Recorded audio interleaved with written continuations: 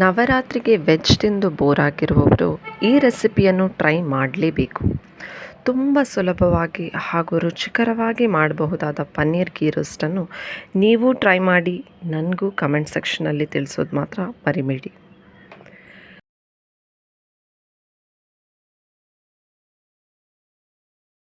ನಾನು 4 ಪ್ಯಾಕೆಟ್ ಪನ್ನೀರನ್ನು ತಗೊಂಡಿದ್ದೇನೆ. ಹ್ಯಾಟ್ಸನ್ ಪನ್ನೀರ್ ತುಂಬಾ ಸಾಫ್ಟ್ ಆಗಿರ್ತದೆ. ನೀವು ಬೇಕಾದರೆ ದೊಡ್ಡ ದೊಡ್ಡ ಕ್ಯೂಬ್ಸ್ ಮಾಡ್ಕೊಳ್ಬಹುದು, ಇಲ್ಲ ಸಣ್ಣ ಕ್ಯೂಬ್ಸ್ ಮಾಡಬಹುದು. ನಾನು ಮೀಡಿಯಮ್ ಸೈಜ್ ಕ್ಯೂಬ್ಸ್ ಪ್ರಿಫರ್ ಮಾಡ್ತೇನೆ. ಈಗ ಇದಕ್ಕೆ ಬೇಕಾಗುವ ಮಸಾಲೆ ರೆಡಿ ಮಾಡುವ. 1 ಕಪ್ ಕೊತ್ತಂಬರಿ, 1 ಸ್ಪೂನ್ ಜೀರಿಗೆ, 1 ಸ್ಪೂನ್ ಸೋಂಫ್, ಸ್ವಲ್ಪ ಕಾಳುಮೆಣಸು, 1/4 ಸ್ಪೂನ್ ಮೆಂತೆ, 10ರಿಂದ 15 ಉದ್ದ ಮೆಣಸು. ಇದಿಷ್ಟನ್ನು ಹಾಕಿ ಲೋ ಫ್ಲೇಮಲ್ಲಿ ಒಂದು 2 ನಿಮಿಷ ಫ್ರೈ ಮಾಡ್ಕೊಳ್ತೇನೆ. ಇದನ್ನು ಮಿಕ್ಸಿ ಜಾರಲ್ಲಿ ಹಾಕಿಕೊಳ್ತೇನೆ.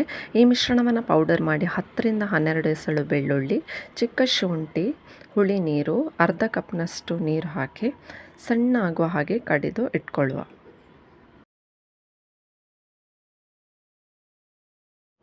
ಒಂದು ನಾನ್ ಸ್ಟಿಕ್ ಪ್ಯಾನಲ್ಲಿ 2 ಸ್ಪೂನ್ ತುಪ್ಪ ಹಾಕ್ತೇನೆ.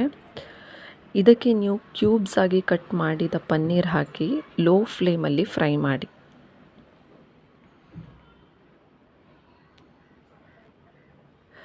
ಗೋಲ್ಡನ್ ಬ್ರೌನ್ ಕಲರ್ ಬರುವ ಹಾಗೆ ಫ್ರೈ ಮಾಡ್ತಾ ಇರಿ. ಒಂದು 2 ಮಿನಿಟ್ಸ್ ಸಾಕು. ಒಂದು ಸೈಡ್ ಕಲರ್ ಚೇಂಜ್ ಆಗಿದೆ, ಅದನ್ನು ಮಗ್ಚಿ ಹಾಕ್ತೇನೆ.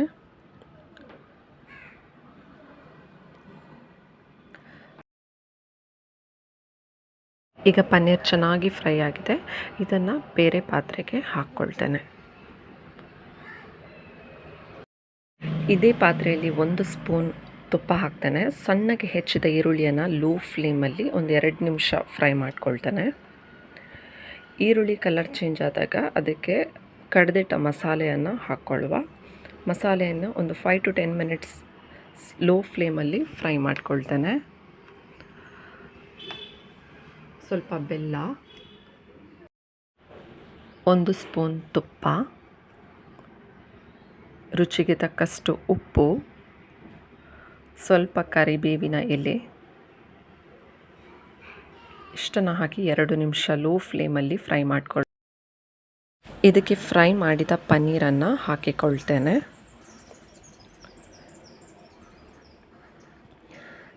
ಪನ್ನೀರ್ ಚೆನ್ನಾಗಿ ಮಸಾಲೆ ಜೊತೆ ಮಿಕ್ಸ್ ಆಗೋವರೆಗೂ ಕೂಡ ಚೆನ್ನಾಗಿ ಇದನ್ನು ಮಿಕ್ಸ್ ಮಾಡ್ಕೊಳ್ಳಿ.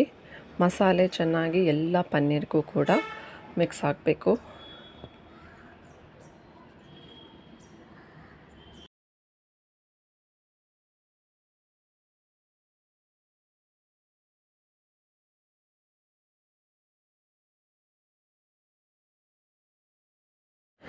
ಈಗ ಮಸಾಲೆ ಚೆನ್ನಾಗಿ ಮಿಕ್ಸ್ ಆಗಿದೆ ಪನ್ನೀರ್ ಜೊತೆ. ಕ್ಯಾಶ್ಯೂಸ್ ಹಾಕಿ ಗಾರ್ನಿಷ್ ಮಾಡಿದರೆ ಪನ್ನೀರ್ ಗೀ ರೋಸ್ಟ್ ಸವಿಯಲು ಸಿದ್ಧ.